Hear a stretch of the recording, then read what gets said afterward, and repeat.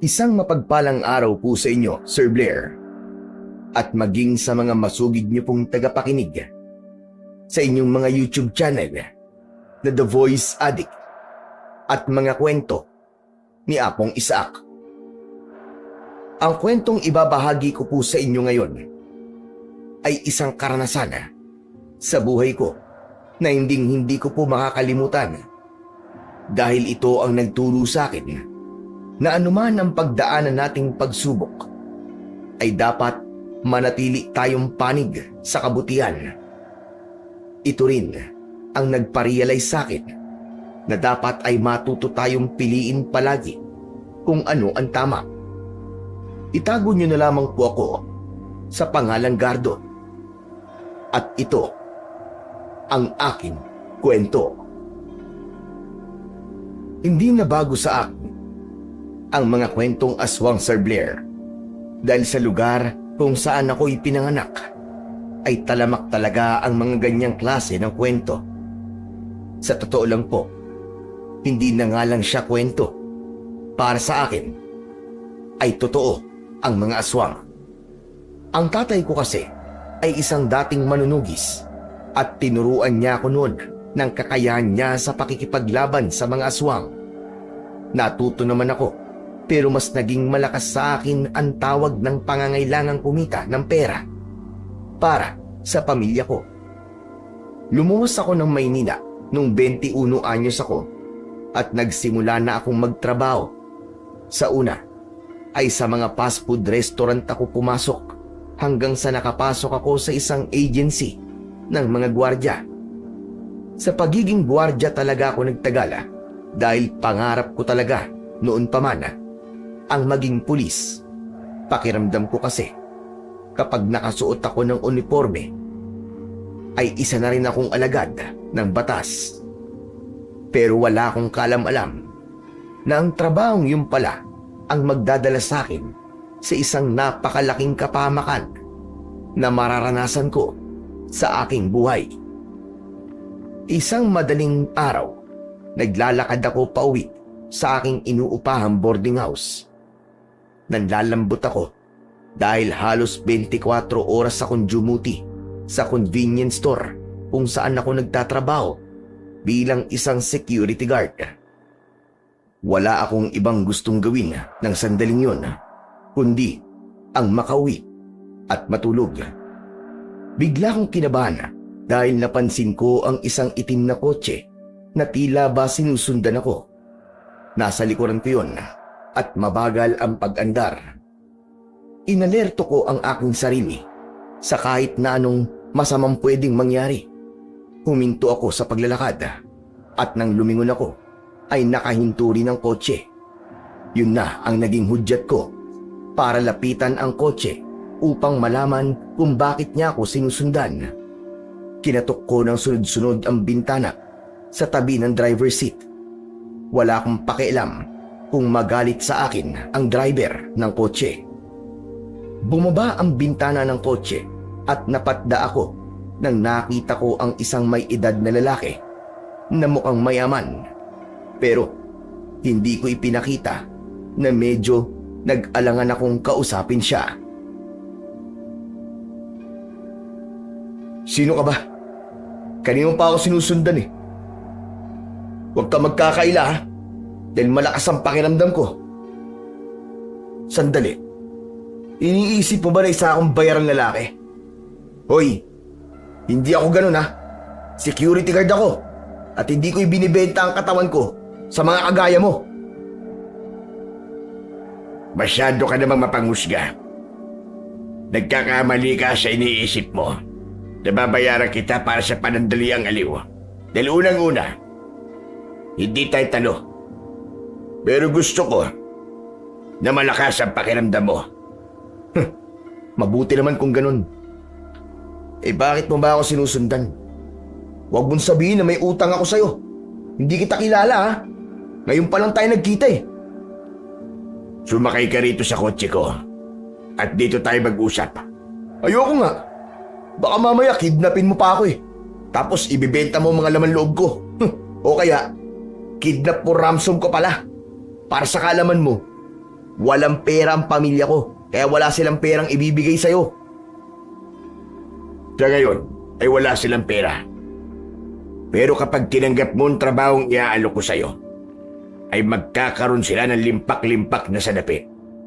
Siyempre, pati na rin ikaw ay magkakaroon. Hindi ba nakasanla ang lupa niyo sa probinsya? At ikaw, mapapaalis ka na sa inuupahan mo dahil ilang buwan ka nang hindi nakakabayad ng upa. May problema ka rin sa kapatid mo dahil gusto niyang magpatuloy sa pag-aaral pero wala kang perang pampaaral sa kanya. Lahat ng yun, maaari mong masolusyonan kung makikipag-usap ka sa akin ngayon. Teka. Bakit ang dami mong alam tungkol sa akin? Sino ka ba talaga, ha? Pumasok ka na rito sa kotse at dito tayo mag-uusap. Dito ko sasagutin ang lahat ng tanong mo. Tinignan ko ang lalaki. Kahit brusko ang itsura niya, ay mukha talaga siyang mayaman. Yung gintong kwintas na suot niya ay alam kong ilang daang libong piso na ang presyo. Sa tingin ko, ay hindi naman siya masamang tao. Isa pa, natukso ako sa sinabi niya na maaaring mabigyan ng solusyon ang mga problema ko kung makikipag-usap ako sa kanya. Kahit merong pag-aalinlangan, ay umikot ako sa kabilang bahagi ng kotse at binuksan ko ang pinto sa may passenger seat. Pumasok ako at isinarado ko ang pinto. Uunahan na kita. Kung may bala kang masama sa akin ay huwag mo nang ituloy. Gaya ng sinabi ko kanina, security guard ako. Nag-training ako para makipaglaban. Relax ka lang. Wala akong gagawing masama sa'yo. Ang totoo nga niyan, ay baka nga pasalamatan mo pa ako sa bandang huli. Teka, paano mo nga pala nalaman ng problema ko sa buhay ko, ha? Manghuhula ka ba o stalker ka? O baka naman pan kita? Bago ko kasi kunin ang serbisyo ng isang tao, ay nagsasagawa muna ako ng background check. Huwag kang mag-alala. At hindi matinding background check ang ginawa ko. Inalam ko lang kung talaga bang kailangan mo ng pera. Dahil ang mga kagaya mo, ang mahilig kumapit sa patalim. Kung ganun, ay meron kang ipapagawa sa akin. Kung illegal yan, ayoko. Out ako dyan. Hindi ako ang klase ng tao na hinahanap mo. Sa iba mo na lang yan ipagawa. Nag-aaksaya ka lang ng oras. Pwede bang iwasan mo ang pagiging mapangusga? Huwag mo munang pangunahan ng mga bagay-bagay kung wala ka pa namang alam tungkol dito. Hindi illegal ang ipapagawa ko sa'yo. Trabaho ang ibibigay ko sa'yo. Pero bago ang lahat, magpapakilala muna ako sa'yo. Ako si Don Paquito. Wow, ha? Don! Mayaman ka nga palang talaga. Siguro naman ay alam mo na ang pangalan ko kasi pina-background check mo na ako, di ba? Oo naman. Ikaw si Garto at isa ka mapagkakatiwalaan at mahusay na security guard. At yan ang dahilan kung bakit ikaw ang napili ko para sa trabaho ito. Alam mo, kanina pa tayo magkausap pero hindi mo pa rin sinasabi sa akin kung ano bang trabaho ang iaalok mo. Siyempre, hindi kita alukin ng trabaho na wala kang experience. Gaya ng trabaho mo ngayon, ay meron akong pababantayan na isang lugar sa'yo. Sa madaling salita, pagiging gwardiya pa rin ang gagawin mo. Nang naghahanap kasi ako ng mahusay na gwardiya, ay isa ka sa mga napagpilian ko. At sa huli, ay ikaw ang natira sa listahan ko. Maraming salamat sa sinabi mo. Pakiramdam ko tuloy Nagawa ko pala ng maayos ang trabaho ko. Pero bago ako pumayag doon, Paquito, ano pala yung pababantayan mo sa akin? Isang malaking lupa na nabili ko sa isang liblib na baryo. Balak ko sanang gawing resort ang lugar na yon. Yun lang ang babantayan mo habang hinihintay ko pa yung mga taong magtatrabaho roon. Doon ka rin muna habang ginagawa yung resort. Siguro ay aabuti ng kalahating taon hanggang 1 taon ng trabaho mo. Yun nga lang, kailangan mong iwanan ang trabaho mo ngayon. Kung hindi naman nalalayo sa sahod ko ngayon ang ipapasahod mo sa akin, kahit wag na lang. Tapos ang layo pa pala yata niyang lugar na sinasabi mo. Hindi ka ba nakikinig sa mga sinabi ko kanina? Ang sabi ko, itong trabahong ito ang tatapos sa mga problema mo sa pera. Tinanong ko si Don Paquito kung magkano ang sasahurin ko kada buwan at hindi ako makapaniwala nang mas malaki ng ilang beses ang kikitain ko sa kanya kumpara sa sahod ko sa trabaho ko sa panahong yon.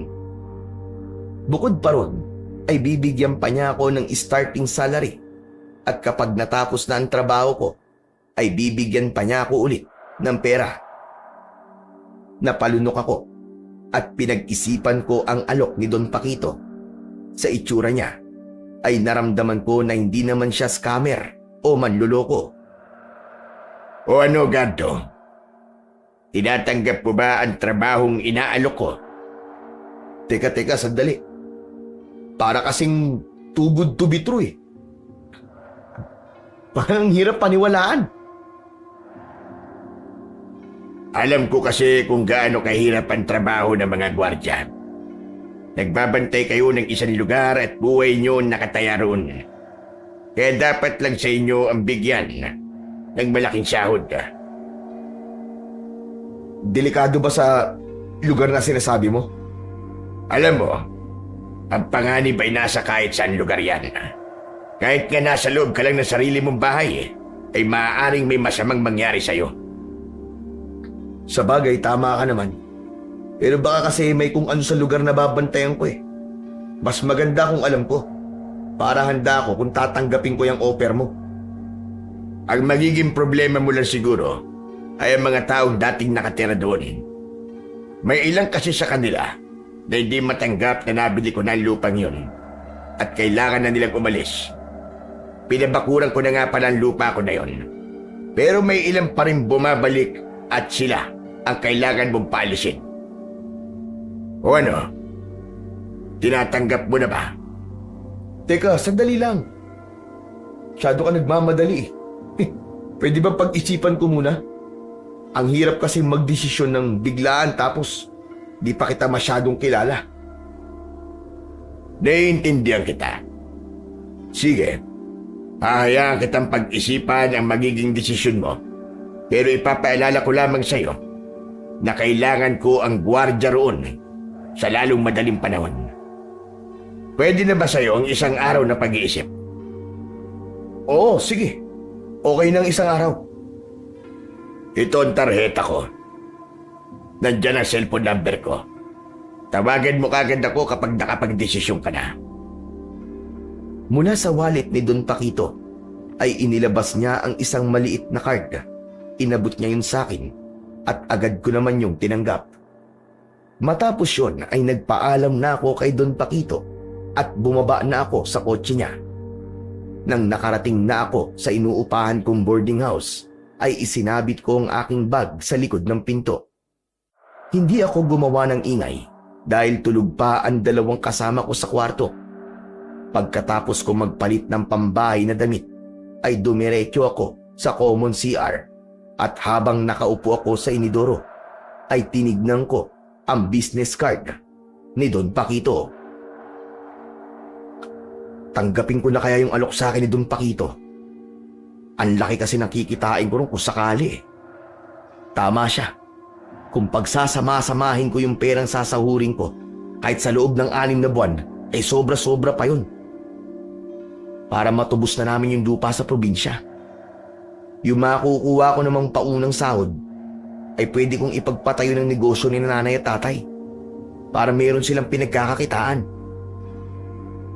Sa kabila ng napakagandang alok ni Don Paquito, ay naisip ko na hindi ako dapat maging padalos-dalos sa aking magiging desisyon. Kailangan ko pa rin yung pag-isipan ng maraming beses at baka sa huli ay magsisi ako. Kaya naman, humiling ako sa Panginoong Diyos ng kahit isang sign kung dapat ko bang tanggapin ang inaalok na trabaho ni Don Paquito. Maghapon akong natulog sa araw na yon at nagising ako nang mag-alarm ang aking cellphone. Agad akong bumangon dahil oras na para mag-asikaso ko sa pagpasok sa trabaho. Ganun ang pangkaraniwang kong araw. Gigising, maliligo, kakain, babiyahe, at magtatrabaho. Habang nagbibihis ako ng aking uniforme, ay tumawag ang nanay ko sa aking cellphone. Sinagot ko yun at isang masamang balita ang sinabi niya sa akin.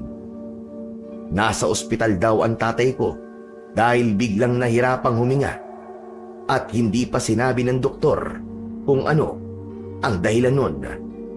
Pagkatapos ng tawag ay napatulala ako dahil panigurado na mangangailangan kami ng malaking halaga. Hanggang sa naalala ko yung paghingi ko ng sign sa Diyos kung dapat ko bang tanggapin ang alok ni Don Paquito. Kinuha ko ang business card ni Don Paquito at tinawagan ko ang numerong naroon.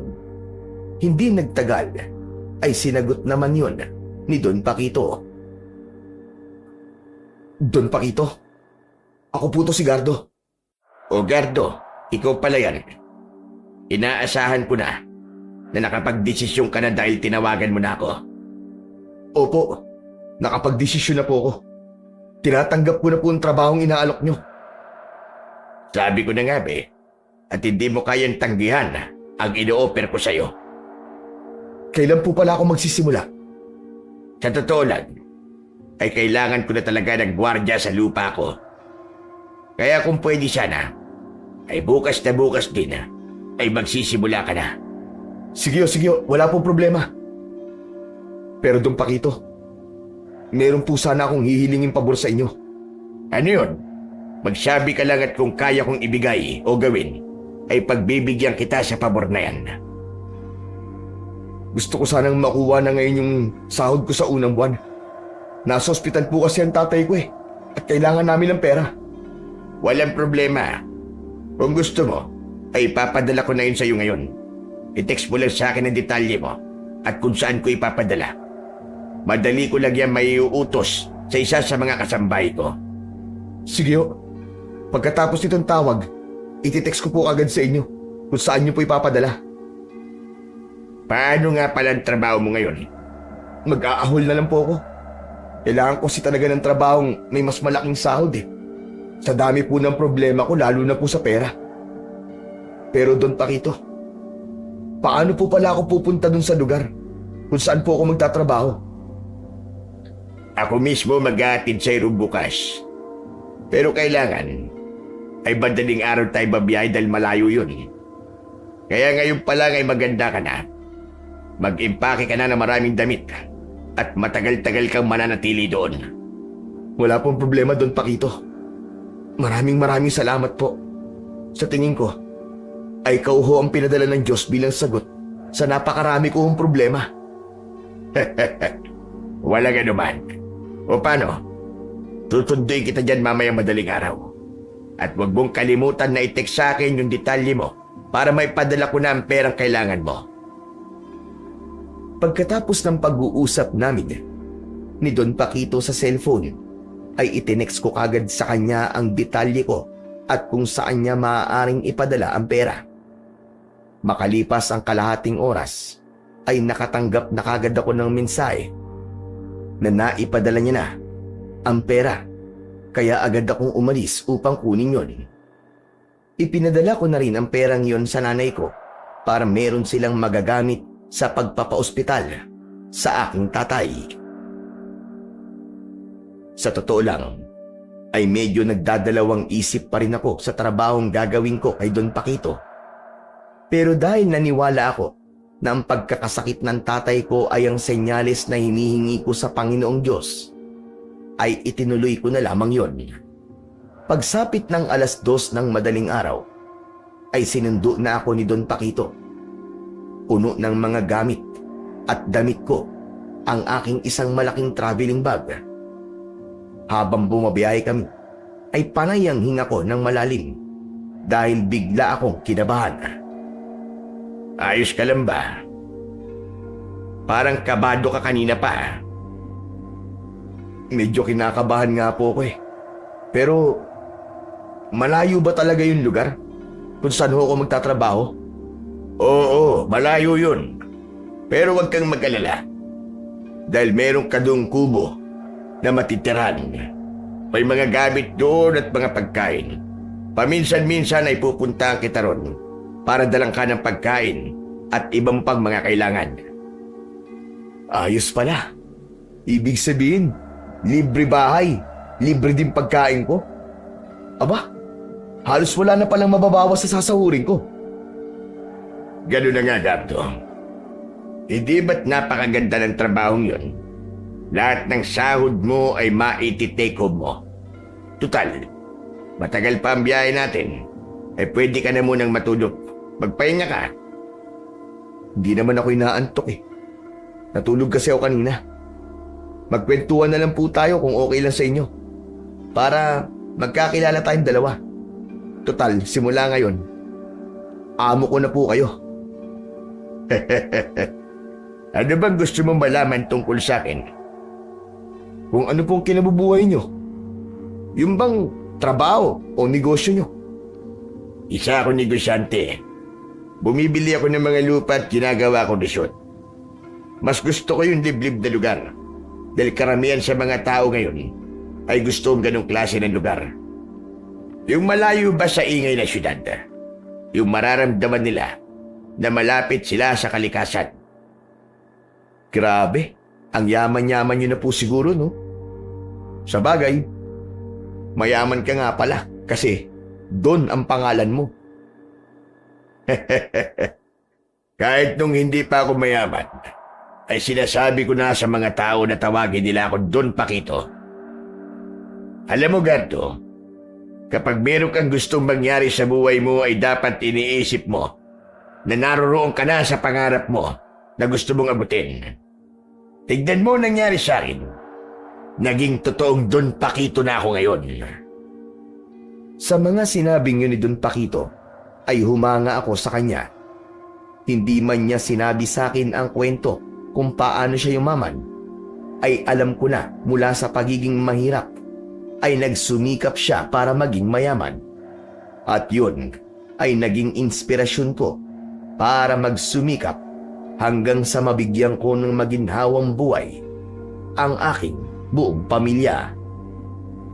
Makalipas ang napakahabang biyahe, ay pumasok ang kotse ni Don Paquito sa isang hindi simentadong daan.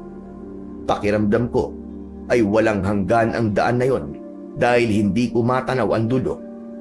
Puro talahiban ang nasa magkabilaang gilid ng daan at wala akong kabahayang nakikita. Mahigit 1 oras pa kaming bumiyahe hanggang sa huminto na ang sasakyan sa harapan ng isang malawak na lupain na nababakuran ng barbed wire. Maraming nagtataasang puno roon. Nakita ko ang isang kubo na may katamtamang laki at sa gilid ay mayroong balon. Bumaba na kami ng sasakyan at isang malaking ngiti ang pinakawala ni Don Paquito.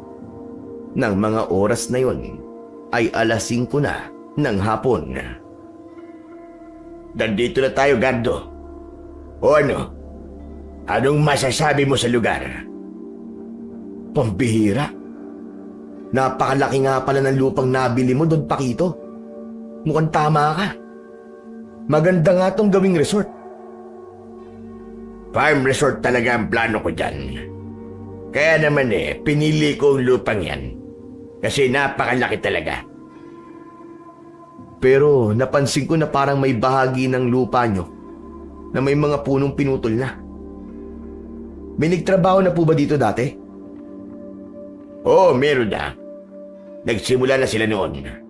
Arawan ang mga dati nagtatrabaho rito. Pero pinatanggal ko na sila. Dahil binabagalan nila ang kanilang pagtatrabaho para mas tumagal sila. Sa ngayon, naghahanap pa ako na magtatapos sa pagpuputol sa mga puno dito. Napakunot noo ko nang may isang lalaki ang lumabas mula sa kubo. Naglakad siya palapit sa amin. Sa palagay ko ay hindi nagkakalayo ang edad namin. Payat siya at medyo maliit. Magandang hapon po, Don Paquito. Magandang hapon din sa iyo, Umpong. Kumusta ang unang gabi mo rito? Ayos naman po. Wala pong naging problema. Oo nga pala, Gardo. Siya si Umpong. Siya ang makakasama mo na gwardya na magbabantay dito sa lupa ko. Oh, akala ko hubay mag-isa lang ako. Ganito kasi ang nangyari. Una ko talagang inalok si Umpong at gaya mo, ay medyo nagdadalawag isip din siya na tanggapin ang trabaho rito bilang isang gwardya. Pagkatapos natin mag-usap, ay pumayag na siya. Kaya ipinatid ko na kagad siya rito sa isa sa mga tauhan ko. At nung pumayag ka naman na magtrabaho rito, ay naisip ko na mas makabubuti kung dalawa kayong gwardya rito. Masyadong malaki kasi talaga ang lupang ito, kaya baka mahirapan ka kung mag-isa ka lang. Bakit, Gardo? May problema ba kung dalawa kayo ni Umpong ang magbabantay rito? Wala naman. Mas okay nga po yun eh. Para meron po akong nakakausap dito.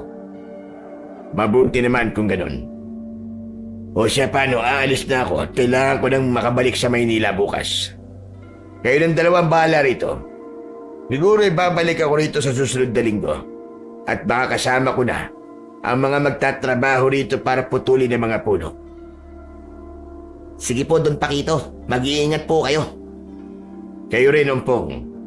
Mag-iingat kayong dalawa rito ni Gardo. Kinuha ko muna ang bag ko sa sasakyan at pagkatapos ay umalis na si Don Paquito. Nang nakalayo na siya, ay saka ako humarap kay Umpong. Isang pilit na ngiti ang pinakawalan ko. Nang ngumiti ng malaki si Umpong sa akin. Naglakad na ako papasok sa kubo habang nakasunod pa rin si Umpong. Maaliwalas ang loob ng kubo at may mga gamit na roon. Yun nga lang, wala akong nakita ng linya ng kuryente kaya sigurado ko na walang ilaw doon. Gwardya ka rin bang kagaya ko? Oo, tol. Bakit mo nga pala tinanggap ang trabaho to? Malaki ang sahod eh. Ngayon lang ako nagkaroon ng trabaho na may ganung kalaking sahod. Parehas pala tayo. Base sa sinabi ni Don Paquito, isang gabi ka pa lang dito. Tama ba? Ganun na nga, Bok. Madali lang ang trabaho dito. Tuwing gabi, mag-iikot lang tayo.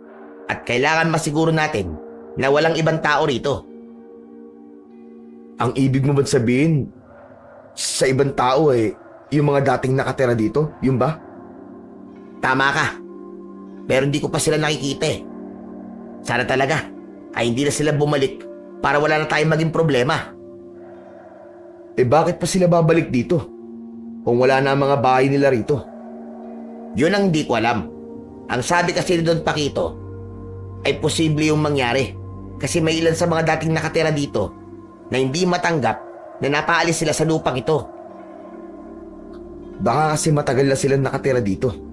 Kaya mahirap para sa kanila na tanggapin na sa isang iglap lang ay kailangan nilang umalis dito. Aba kahit siguro ako o kahit sino. Kung ako nasa katayuan nila, ganun din ang gagawin ko. Pero wala dapat tayong pakialam sa nararamdaman nila. Nandito tayo para magtrabaho at si Don Paquito ang amo natin. Kaya kung ano ang iutos niya, ayun ang susundin at gagawin natin. Kasi siya nagpapasahod sa atin eh. Sinang-ayunan ko ang sinabing yun ni Umpong. Isa pa para sa akin ay dapat lang pabantayan ni Don Paquito ang lupang yun dahil siya ang nagmamay-ari nun. Pagsapit ng gabi ay si Umpong ang nagsaing at nagluto ng ulam namin na ginisang sardinas. Tanging gasera ang aming ilaw pero sanay ako sa ganun dahil nung bata pa kami ay ganun din ang ilaw namin sa bahay. Pagkatapos naming kumain ay nagpahinga kami sandali at saka kami nagsimulang magbantay sa malawak na lupain ni Don Paquito. May dala kaming flashlight at isang batuta. Naghiwalay kami ni Umpong dahil masyadong malawak ang lupain na yon at hindi pwedeng magkasama kami. Nagpunta ako sa isang parte kung saan maraming mga punong pinutol. May mga naiwan pa roon na mga troso na magkakapatong. Aalis na sana ako ron nang may narinig akong parang tila gumuhong mga troso. Sinundan yon ng malakas na pagsigaw ng isang batang lalaki. Tinutukan ko ng flashlight ang pinagmulan ng ingay at nagulat ako nang may isang bata sa hindi kalayuan na nadadaganan ng isang troso ang paa. Hindi ganong kalaki ang troso, pero dahil sa liit ng bata ay hindi niya magawang alisin ang pagkakaipit ng isa niyang paa. "Teka bata! Huwag kang gagalaw, sandali lang! Lalapit ako dyan at tutulungan kita!" Nagmamadali kong nilapitan ang bata. Awang-awa ako sa kanya dahil hindi siya tumitigil sa pag-iyak. "Teka, huwag ka munang gumalaw. Mas lalo ka masasaktan eh. Kumalma ka lang. Akong bahala sa'yo." Dahan-dahan kong inangat ang trosong nakapatong sa paa ng bata. Pagkaalis ko nun, ay agad siyang tumayo at kahit paika-ika siya, ay napakabilis pa rin niyang tumakbo. "Bata, sandali lang! Kailangan magamot muna ang mga sugat mo! Bumalik ka rito!" "Teka, nasa na yun? Ang bilis naman niyang nawala." Inilawan ko ng flashlight ang pinuntahan ng bata, pero hindi ko na siya nakita. Malakas ako napasigaw nang may kamay na humawak sa balikat ko. Sa gulat ko ay mabilis akong lumingon at hinampas ko sa ulo ng batuta ang taong nasa likuran ko. "Aray ko naman! Bakit mo naman ako pinupok ng batuta? Pambihira ka, oo! Para akong nakakita ng maraming stars, ah!" "Ikaw pala, Umpong. Pasensya ka na. Akala ko kasi kung sino na eh. Sa susunod kasi, tatawagin mo muna ako para alam kong ikaw yan." "Ako pa talaga ang sinisi mo, ha? Ikaw na nga itong namukpok." Alam nga naman nasisihin ko ang sarili ko. Hindi ko naman sinasadya na hambalusin ka sa ulo ng batuta eh. Ano bang ginagawa mo rito? Di ba sabi ko sa'yo, doon ka sa kabilang bahagi tapos ako naman dito? May narinig kasi akong parang batang umiiyak sa banda rito eh. Kaya tumakbo ko papunta rito. Hindi muna ako nagsalita dahil pinag-isipan ko kung dapat ko bang sabihin kay Umpong na meron akong batang nakita. Alam ko na kung malalaman niya yon, pwede niya yung sabihin kay Don Paquito. Maaaring ipahanap ang batang yun ni Don Paquito, maging ang mga magulang niya ay may posibilidad na idemanda ang mga yon sa kasong trespassing. Hoy, ano? Bakit nakatulala ka dyan? May nakita ka bang bata rito? Ha? Bata? Anong bata ang sinasabi mo? Walang batang umiiyak dito. Sigurado ka ba? May narinig talaga akong batang umiiyak eh. Ang tagal pa nga ng iyak niya eh. Baka ka ako may nakapasok dito. Alam mo kasi, Gardo, gusto ko na merong magtangkang pumasok dito tapos huhulihin natin. Ipapakita natin kay Don Paquito para matuwa siya sa ating dalawa. Malay mo, dagdagan niya ang sweldo natin o kaya bigyan niya tayo ng bonus. Kaya kailangan nating mahuli yung batang narinig ko. Alam mo, ikaw ang kulit mo. Sinabi na nga walang bata rito. Baka pusa lang yun. Di sana ako ang unang nakakita. Kasi ang sabi mo ay dito mo narinig sa pwesto ko. Baka guni-guni mo lang yun. O kaya baka panggabing ibon. May ganong ibon eh. Yung kayang gayahin ng iyak ng isang tao. Uwe, talaga? May ganong ibon? Parang wala naman yata eh. Nag-iimbento ka lang eh. Niloloko mo yata ako, Gardo eh. Anak ng putya, bakit naman kita lulukuhin? Sige nga, sabihin mo sa akin ang dahilan, Umpong. Iisa ang trabaho natin dito. Kaya kung meron talagang batang umiiyak dito kanina, ay uhulihin ko rin siya gaya ng gagawin mo. Kasi yun ang trabaho natin eh. Nakukuha mo ba ang gusto kong sabihin sa'yo? Oo nga no. Sa bagay, tama ka. Baka nga ibon lang yung narinig ko. Pero ang galing naman ng ibong yon. Kasi gayang-gaya niya ang iyak ng isang bata eh. Nasaan kaya ang ibon na yon? Parang maganda siyang hulihin ah. Tapos ibenta natin. O kaya alagaan. Para ka talagang timang eh. Ano ka ba, mangangaso o gwardya? Wala tayo rito para manghuli ng kung ano-anong hayop. Tsaka pabayaan mo na nga malaya ang ibon na yun. Dayo na nga lang tayo rito. Tayo pa manggugulo. Ang mabuti pa magtrabaho na tayo. Baka sa tagal na nating magkausap eh, may mga nakapasok na rito sa lupa ni Don Paquito. Mayari pa tayo. Halika na, bumalik ka na sa pwesto mo. Napakamot na lang ng ulo si Umpong. Nagpasalamat ako kasi naniwala siya sa pagsisinungaling ko. Kung hindi, ay malamang hahanapin niya yung bata at huhulihin. Nakakaawa kasi talaga yung bata dahil sa nangyari sa kanya. Hindi ko tuloy maiwasang mag-alala sa kanya dahil may sugat siya sa kanyang paa. Nang naglakad na si Umpong pabalik sa pwesto niya, ay tumalikod na ako. Pero hindi nagtagal ay narinig ko ang pagtawag ni Umpong sa akin. Gardo! Oh, ano na naman problema mo? Gardo! Mukhang hindi lang ako may problema, kundi ikaw din. Ano ba sinasabi mo? Lumingon ako kay Umpong at napalitan ng takot ang inis sa mukha ko nang nakita ko ang isang nakakatakot na nilalang na nakatayo sa harapan namin ni Umpong. Halos 1 di pa lang ang layo ng nilalang na yon sa kanya. Sobrang nakakatakot ang itsura ng nilalang na yon at para siyang isang halimaw. Mahaba ang mga kuko niya at matutulis ang mga ngipin. Bilog na bilog ang mapupula niyang mga mata at halatang gutom na gutom siya dahil walang tigil ang pag-agos ng malapot niyang laway mula sa kanyang malaking bibig. Umpong! Lumayo ka sa kanya ng dahan-dahan! Natatakot ako, Gardo. Baka kapag gumalaw ako, ay bigla siyang umatake. Gawin mo na lang ang sinabi ko. Umatras ka at huwag mong aalisin ang tingin mo sa kanya. Nang humakbang patalikod si Umpong, ay galit na umangin ang nilalang. Malakas na napasigaw si Umpong dahil sa takot, lalo na nang magsimulang lumapit sa kanya ang nilalang na yon. Kahit may takot akong nararamdaman, ay nangibabaw pa rin sa akin ang pagiging gwardiya ko. Mabilis akong tumakbo palapit sa nilalang at bago pa niya malapitan si Umpong, ay malakas ko siyang hinampas sa ulo gamit ang batuta. Pero tila walang epekto yon sa kanya dahil hindi man lang siya natinag. Umpong! Hindi yata siya nasaktan! Anong gagawin natin, Gardo? Takbo! Tumakbo na tayo!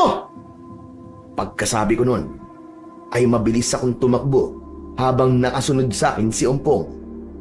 Paglingon ko, ay nakasunod sa amin ang nakakatakot na nilalang. Napakabilis niyang tumakbo at halos maabutan niya na kami. Panay ang lingon ko sa likod para malaman ko kung malapit na ba siya sa amin ni Umpong. Nang halos abot kamay na kami ng nilalang, ay bigla siyang tumalon para sunggaban sa likod si Umpong. Huminto ako at itinulak ko si Umpong. Kaya imbis na si Umpong ang masunggaban ng nilalang, ay ako ang nasunggaban. Nakanganga ng malaki ang bibig niya at hinawakan ko ng 2 kong kamay ang batuta ng palang. Sa batuta kumagat ang nilalang at pilit ko siyang itinutulak. Tama na! Tigilan mo na kami! Umalis ka na rito! Malakas akong napasigaw nang kinalmot niya ako sa kaliwang braso ko. Nabitiwan ko ang batuta at nang pasugod na siya sa akin ay kumuha ng malaking bato si Umpong. Malakas niya yung hinampas sa likod ng nilalang. Walang malay na bumagsak ang nilalang sa lupa. Lalapitan ko pa sana ang nilalang. Pero hinawakan ni Umpong ang kamay ko. Tara na! Iwanan natin yan! Bumalik na tayo sa kubo! Dali! Wala na akong nagawa, kundi ang sumunod sa sinabi ni Umpong. Mabilis kaming tumakbo palayo sa nilalang. At nang nakarating kami sa kubo, ay agad na isinarado ni Umpong ang mga bintana at pinto. Sinindihan niyang gasera habang nakaupo ako sa maliit na sala. Nasugatan ka pala nung mukhang halimaw na yun. Sandali lang. Kukunin ko lang yung first aid kit natin. Alam ko meron nun dito eh. Binuksan ni Umpong ang isang maliit na kabinet. At mula roon ay may kinuha itong maliit na bag. Tumabi siya sa akin at inilabas niya ang alkohol mula sa bag na yon. Walang bawala niyang binuhusan ng alkohol ang sugat ko. Ganito naman talaga ang ginagawa sa sugat, di ba? Kailangan buhusan ng alkohol yung sugat mo para mamatay ang mikrobyo. Nakita mo naman siguro na ang dumi ng kuko ng halimaw na kumalmot sa'yo. Kahit na, dapat sana sinabihan mo man lang sana ako para nakapaganda ako. Anak ng putang hapdi. Wala nang handa-handa. Magtiis ka sa sakit. Ipinagpatuloy ni Umpong ang pagbuhos ng alkohol sa sugat ko. Tiniis ko na lang ang sakit at hapdi. Maya-maya pa ay kumuha na ng bulak si Umpong para linisin ang aking sugat. Nilagyan niya yun ng gamot at sa kanya binendahan. Ayos ah. Mukhang hindi lang paggagwardya ang alam mo ah. Hehe, kung di mo na itatanong, ay pangarap ko talaga maging nurse. Yun nga lang, kapos kami sa pere. Kaya 1 taon lang sa kursong nursing ang natapos ko. Pero, ano nga kayang klase ng halimaw yung umatake sa ating kanina, no? Sa totoo lang, unang beses ko palang makakita ng ganong halimaw. Ako, hindi ito ang unang beses na nakakita ako ng ganun. Sa lugar kung saan ako lumaki, ay minsan na ako nakakita ng ganung nilalang. Aswang yun, Umpong. Sigurado ako. Aswang?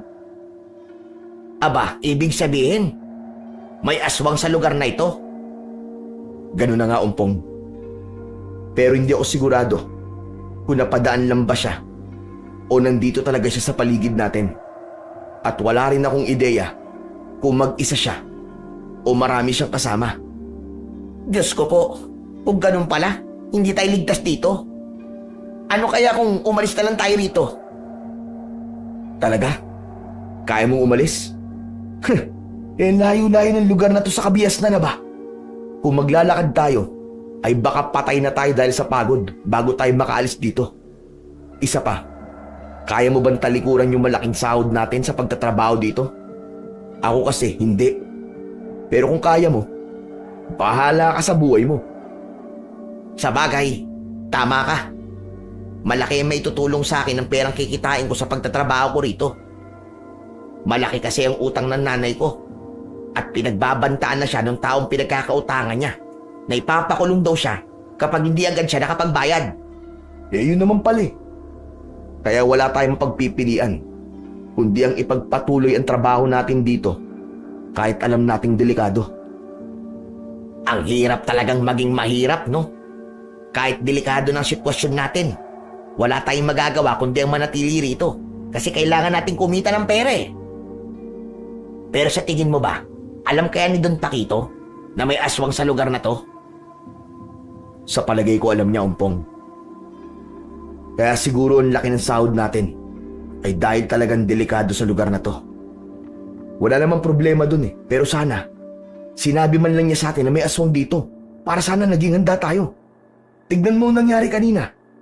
Dahil hindi tayo handa, ay muntik na tayong mamatay. Kaya nga eh, sana man lang binigyan tayo ni Don Paquito ng baril. Ano ba kasing laban ng batuta sa aswang? Sinabi mo pa.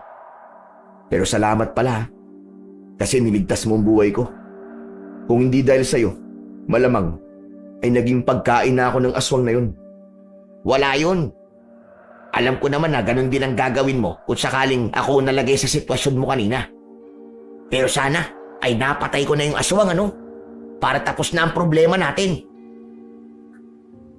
Hayaan mo, bukas ng umaga, babalikan natin yung lugar kung nasan siya. Sana talaga'y patay na siya. Ang mabuti pa siguro matulog na tayo. At alam kong parehas tayo napagod sa nangyari. Itabi na lang natin yung itak sa pagtulog natin para kung sakaling buhay pa yung aswang at pumasok siya rito, ay meron tayong magagamit para ipagtanggol ang mga sarili natin. Kinuha ni Ompong ang nag-iisang itak sa kusina. Matapos yun, ay magkatabi kaming humiga sa nag-iisang papag doon. Kahit ramdam ko ang matinding pagod, ay hindi ko pa rin nagawang makatulog dahil sa pangamba na baka buhay pa ang aswang at atakihin niya kami sa loob ng kubo. Nang sandaling yon, ay nagsisi ako kung bakit hindi ko tinapos noon ang pagsasanay ni tatay sa akin para maging isa kong manunubis. Kung tinapos ko sana yon, malamang ay magagawa kong labanan ng tama ang aswang na muntik nang maging dahilan ng kamatayan namin ni Ompong. Pagkagising ko kinaumagahan, ay nakita ko si Ompong na nagpapakulo ng tubig. May tinapay at pritong itlog sa lamesa. Nang malaman niya na gising na ako, ay inaya niya akong mag-almusal. Maya-maya pa, ay sabay na kaming kumain. O ano? Kumusta na pala ang pakiramdam mo, Bok? Medyo makirot pa rin ang sugat ko. Pero sa tingin ko, ay normal lang naman yun. Ngayon mo talaga mas mararamdaman ang sakit niyan. At wala kang magagawa kundi ang magtiis. Malayo kasi ang ospital dito eh. Oo nga pala, pagkatapos natin kumain, ay pupuntahan natin yung aswang para malaman natin kung patay na ba talaga siya. Pagkatapos namin kumain, ay pinuntahan namin yung lugar kung saan bumagsak yung aswang. Nagdala ko ng itak para handa kami sa kung ano man pwedeng mangyari. Pagdating namin sa lugar na yon, ay kinabahan ako dahil wala roon ang aswang. Anak ng putya, Gardo. Wala na siyang. Ibig sabihin, buhay pa rin ang halimaw na yon. Tama ka, Ompong. Nawalan lang siya ng malay. Nang pukpukin mo ang ulo niya. Diyos ko naman. Dapat pala tinuluyan ko na siya kagabi. Ibig sabihin, pwede niya tayong balikan. Kasi sinaktan natin siya. Naku po, paniguradong gaganti sa atin yun. Baka sa'yo lang. Ikaw ang nanakit sa kanya eh. Hoy, bakit ako lang? Damay ka na rin kasi magkasama tayo eh. Biro lang. Huwag ka masyadong matakot. Kung matatakot ka, ay hindi ka makakapag-isip ng maayos. Ang maganda niyan ay alam natin kung ano ba talaga ang meron sa lugar na to. Kaya mas makakapaghanda na tayo sa susunod. Nakakatakot na tuloy lumabas tuwing gabi. Baka bigla na lang umatake ulit yung aswang na yun. Ano kaya kung huwag na tayo maghiwalay kapag nagro-ronda tayo sa gabi? Mahirap kung magkaiwalay tayo eh. Baka kung ano pang mangyari sa atin. Maganda yung naiisip mo, Bok. Mabuti na lang talaga at hindi ako mag-isa rito. Nung una kasi, ang saya-saya ko kasi akala ko wala akong kasama eh. Wala kasi akong pakikisamahan. Pero nang malaman kong may aswang dito, aba talagang nagpapasalamat ako sa Diyos na nandito ka, Bok. At maswerte ka kasi ang kasama mo ay may tatay na manunugis. Ano? Anong manunugis? Hindi mo alam yun? Ang manunugis ay isang tao na may kakayahan makipaglaban sa mga aswang. Minsan gumagamit sila ng anting-anting o kaya may hiwagan sandata sa pakikipaglaban. Ibig mo ba't sabihin, may kakayahan kang makipaglaban sa mga aswang? Eh bakit tumakbo ka nung nakita mo yung aswang? Siyempre, nabigla ako eh. Saka, sandaling panahon pa lang akong sinanay nun ni tatay. Kasi mas pinili kong magtrabaho sa Maynila eh. Nakita ko kasi na nahihirapan na ang pamilya ko at kailangan ko magtrabaho para makatulong sa kanila. Parehas pala tayo. Ako kasi ang panganay sa amin kaya halos lahat ng responsibilidad nasa akin. May sakit kasi ang mga magulang ko at hindi na sila makapagtrabaho. Tapos, Halos lahat ng kapatid ko nag-aaral pa. Huwag kang mag-alala, Bok. Sigurado ako na kapag natapos natin ang trabaho natin kay Don Paquito, ay magkakaroon tayo ng maraming pera. Kaya dapat ay maging matalino tayo sa paggamit ng perang yun. Para yun ang maging dahilan para kahit papano ay makaahon tayo ng konti. Hindi na kami nagtagal ni Umpong sa lugar na yon. Bumalik na kami sa kubo. Umupo muna ako sa labas habang si Umpong ay nagtungo sa banyo na nasa likod. Habang nakaupo ako, ay may nakita akong matandang babae na nakatayo sa hindi kalayuan. Kulay puti ang mahaba niyang buhok na tila ba sumasayaw-sayaw dahil sa malakas na hangin. Kinilabutan ako dahil nakatitig siya sa akin. Tumayo ako at naglakad ako palapit sa kanya.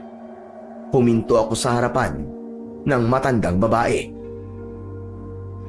Magandang umaga po. Sino po kayo? Ako si Dolores. Apo ko ang batang lalaki na iniligtas mo kagabi. Nandito ako upang magpasalamat. Ganun mo ba? Kayo po pala ang lola ng batang yon. Walang anuman po. Anong pangalan mo? Gusto ko malaman ang pangalan ng taong tumulong sa apo ko. Ako po si Gardo. Kumusta na po pala ang apo nyo? Nakita ko po na may sugat siya sa paa eh. Gagamutin ko nga po sana siya pero bigla po siyang tumakbo. Sa tingin ko natakot po siya sa akin. Hindi niya po ako kilala eh.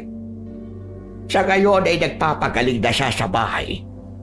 Ako na ang gumamot sa sugat niya. Oo nga po pala. Pakisabi po sa apo nyo na wag na po siyang nagpupunta dun sa lupang napapalibutan po ng barbed wire. Kasi may nagmamay-ari na po nun eh. Private property na po yun at hindi po matutuwa yung may-ari ng lupa kapag nalaman po niyang may pumapasok doon nang walang paintulot niya. Si Paquito ba ang tinutukoy mong may-ari ng lupang yon? Opo, siya nga po. Paano niyo po siyang nakilala? Dahil ako ang pinuno ng isa sa 2 tribo na nakatira noon sa lupang sinasabi mong pagmamay-ari ni Paquito. At yan ba ang sinabi niya sa iyo? Na sa kanya ang lupang iyon. Isang malaking kasinungalingan. Po? Wala pong kasinungalingan sa sinasabi ko. Kay Don Paquito po talaga ang lupang binabantayan namin ng kasama kong si Umpong. Nabili niya po yun. At gagawin po niyang resort. Kaya kailangan niyo pong umalis. Alam ko pong masakit yun para sa inyo. Pero kailangan po natin sumunod sa batas. Ang batas ay para lamang sa mga tao maraming pera. Pero para sa may hirap na kagaya namin, ay hindi yan umiiral. Lalo na't karamihan sa mga may pera at kapangyarihan ay sinasamantala ang batas na yan para mas lalong pahirapan ang mga may hirap. At isa pa, para sa kaalaman mo, hindi binili ni Paquito ang lupang yan. Bigla na lang siya dumating dito na may dalang papel na nagsasabing sa kanya nakapangalan ang lupang kinatitirikan ng aming mga bahay. Hindi ako nakapag-aral.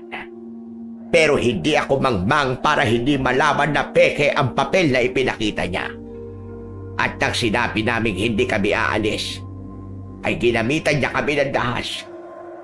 Nagpapunta siya rito ng mga lalaking may dalang barel at tinakot kami na kung magmamatigas kami, ay papatayin niya kaming lahat. Hindi ako nakapagsalita matapos yung sabihin ni Manang Dolores. Napatitig ako sa mukha niya at ramdam ko na walang bahid ng kasinungalingan ang kanyang sinabi. Nakita ko ang ngit-ngit at galit sa mga mata niya. Napakunot noo ko nang mapansin ko na tila baligtad ang refleksyon ko sa kanyang mga mata. Bumaba ang tingin ko sa itaas ng labi niya at nalaman ko na wala siyang pailalim na hati sa pagitan ng bibig at ng ilong niya na lahat ng normal na tao ay meron. Gumapang ang kilabot sa buong katawan ko nang naalala ko ang sinabi noon ng tatay ko na malalaman na isang aswang ang kausap mo kapag baligtad ang refleksyon mo sa mata nito at kapag wala itong hati sa pagitan ng ilong at bibig nito. At isa pa, kung gusto mo pag mabuhay, ay umalis ka na sa lugar na ito. Hindi ligtas dito, lalo na sa mga kagaya mong tao.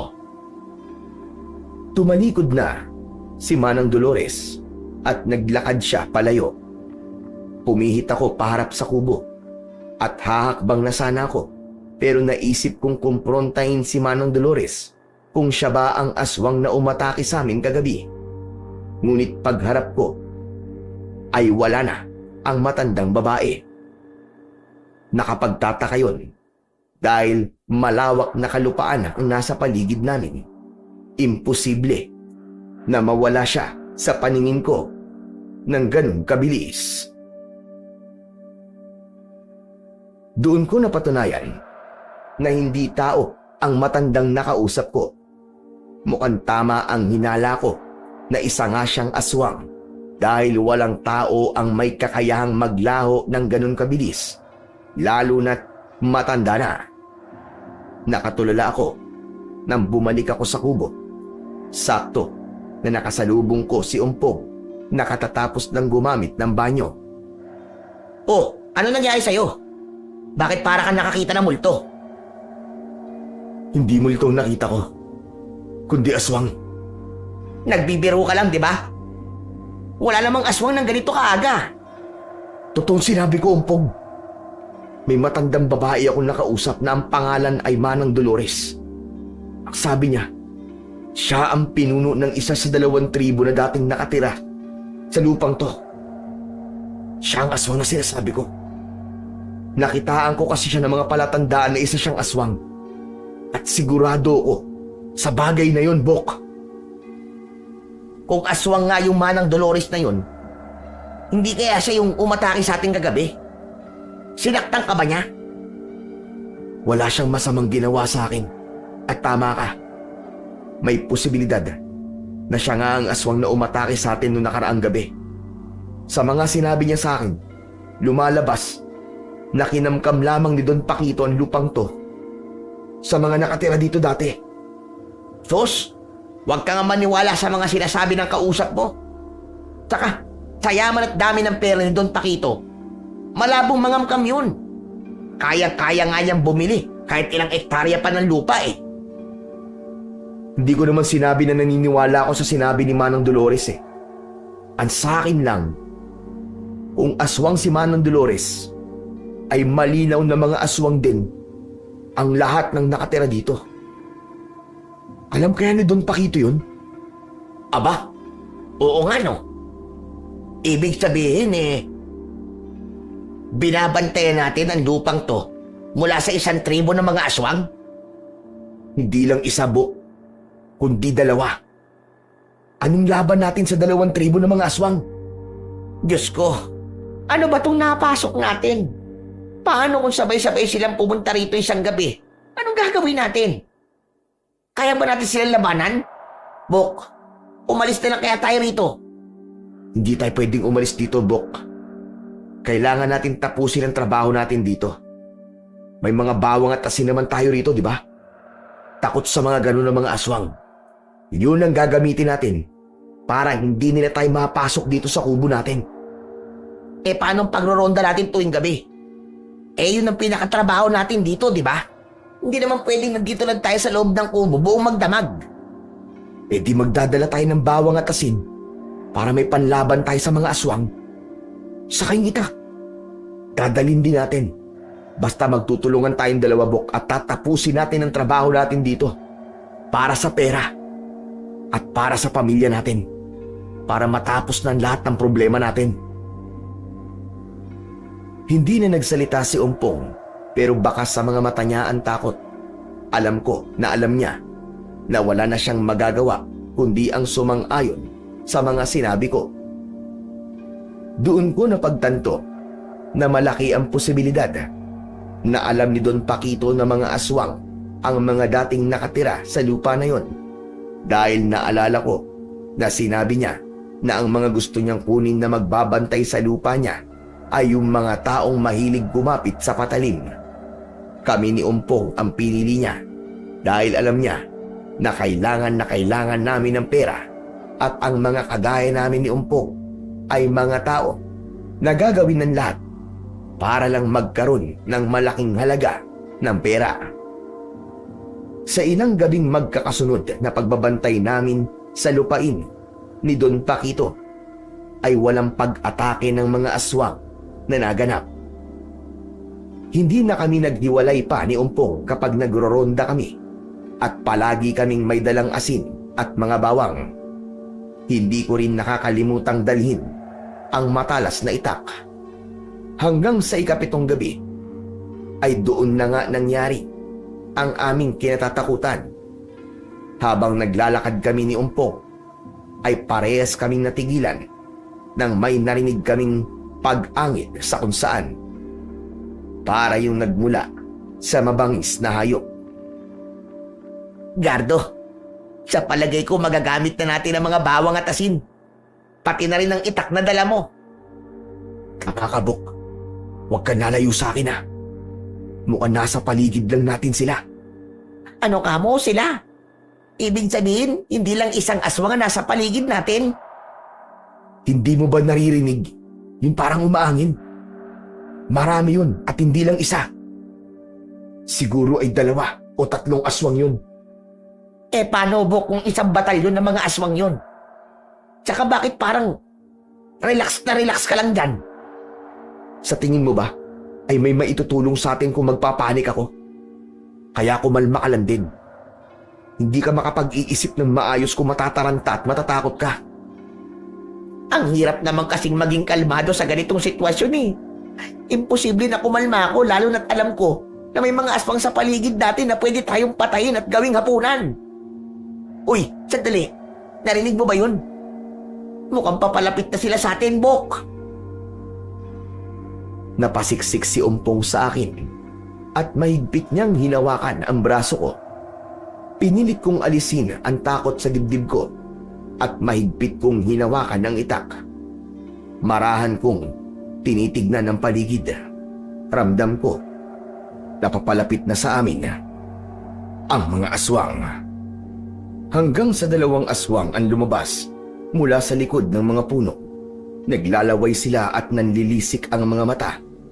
Sabay silang sumigaw ng malakas bago sila sumugod papunta sa amin ni Umpong. Malakas na napasigaw si Umpong, ngunit bago pa tuluyang makalapit sa amin ang 2 aswang, ay may 3 pang aswang ang lumabas mula sa kung saan. Sinunggaban nila ang 2 aswang at hindi ako makapaniwala nang pinatay ng 3 aswang ang 2 aswang sa loob lamang ng ilang segundo. Tumingin sa amin ang 3 aswang. Napaatras kami ni Umpong nang isa sa mga aswang ang naglakad palapit sa amin. Ngunit natigilan ako nang naging tao ang aswang na yon at naging isang matandang babae. Nanlaki ang mga mata ko nang nakilala ko siya. Aling Dolores? Sabi ko na nga ba eh. Tama ang hinala ko. Na isa kayong aswang. Alam kong naramdaman mo na aswang ako nang nagkausap tayo. Kaya wala nang dahilan pa para itago ko sa iyo kung ano talaga ako at ang mga katribo ko. Yan ba yung matandang babae na sinabi mo sa akin, Gardo? Yung sinabi mo sa akin na aswang? Naku, parang awa niyo na po, Manang. Huwag niyo po kami papatayin. May pamilya po kami na umaasa sa amin eh. Huwag kayong mag-alala. Dahil kahit mga aswang kaming lahat sa aming tribo, ay hindi kami pumapatay at kumakain ng mga tao. Nakita niyo naman na pinatay namin ang mga aswang na muntik nang pumatay sa inyo. Yung 2 aswang po ba na yun ay kabilang dun sa isa pang tribo na sinasabi niyo po? Tama ka. Yun ay ang tribo ng mga aswang na pinamumunuan ni Lucero. Hindi kami ang dapat niyong katakutan, kundi ang isa pang tribo ng mga aswang na dating nakatira sa lupang ito. Gaya namin ay pinaalis din sila ni Paquito. Ang gusto ng tribo namin ay muling makuha ang lupang ito sa maayos at mapayapang paraan. Pero iba naman ang gusto ni Lucero. Gusto niya yung daanin sa dahas at pagpatay. Pero kung parehas lang po pala kayong pinaalis ni Don Paquito, bakit ho iniligtas nyo kami?